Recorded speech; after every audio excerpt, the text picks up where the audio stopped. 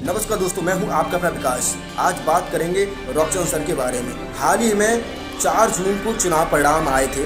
उनका एक स्टेटमेंट जारी हुआ है, जहां पंजाब केसरी पत्रकार के तहत उन्होंने अपनी बात रखी। ये बात भी आपको बताएंगे मैं कि किस बात को लेकर ये मांग कर रहे हैं, यानी कि रोटेशन सिस्टम को लेकर मांग कर रहे हैं। देश में दलित को प्रधानमंत्री अब तक नहीं बनाया गया 75 सालों से लेकर जब से हमारा देश आज़ाद हुआ है। तो इस बात को उन्होंने इस मुद्दे के तहत छेड़ दिया है और हर हमेशा आवाज़ उठाते रहते हैं। तो कहीं ना कहीं उन्होंने SC ST OBC लोकसभा सांसद जो कि संसद में चुनकर गए हैं, उनसे उन्होंने हम्बल रिक्वेस्ट किया है कि संसद में अपनी आवाज़ उठाएं, रोटेशन सिस्टम को लेकर मांग करें, ताकि इस देश का दलित प्रधानमंत्री बन सके आने वाले समय में। तो इस बात को लेकर उन्होंने एक फिल्म के माध्यम से भी बताना चाहा कि किस प्रकार दलित अपना हक मांगेगा। अगर आपने हक नहीं दिया तो दलित छीन कर लेगा।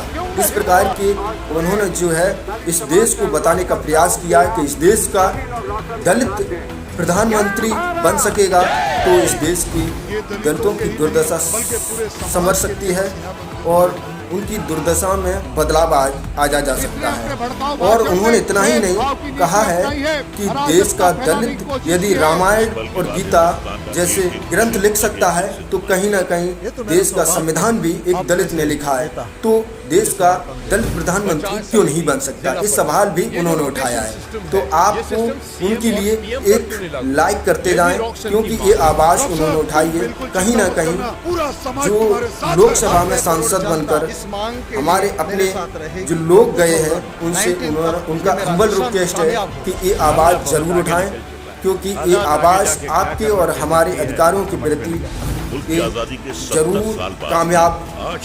कामयाब लाएगी। तो कहीं ना कहीं इस बात से आप अभी अपरिचित हैं कि रोटेशन सिस्टम की क्यों मांग की जा रही है। जिस प्रकार हम ग्राम पंचायतों में सरपंच के लिए एक रिजर्व सीट निकल कर आते हैं, जहाँ महिलाओं की रिजर्व सीट रहती हैं, यानी कि SC की सीट रिजर्व रहती है। इसी प्रकार CM PM पद के लिए भी उन्होंने मांग की है कि अब तक 75 सालों में दलित को प्रधानमंत्री नहीं बनाया गया। इसको लेकर वो बहुत ही चिंतित रहते हैं और उन्होंने फिल्म के माध्यम से समाज को जगाने का काम किया था, लेकिन फिल्म अब तक रिलीज़ नहीं की गई है। तो फिल्म को जो है सेंसर बोर्ड ने रिलीज़ नहीं किया था। सन 2019 में रिलीज़ होना था, क्योंकि उस समय सरकार जो है BJP की थी। तो सेंसर बोर्ड ने कहीं ना कहीं सरकार का दबाव रहा होगा। इस प्रकार लोग विचारों के ऊपर फिल्म के माध्यम से ज़्यादा जागृत हो जाएंगे तो सरकारें बदल जाएंगे। तो इस प्रकार उन्होंने सेंसर बोर्ड ने इसे रिलीज़ नहीं किया। तो आपको आपके अधिकारों के प्रति आवाज़ दबाई जा रही है, तो इसे उठाने के लिए यहाँ हम्बल रिक्वेस्ट करते हैं आप सभी से।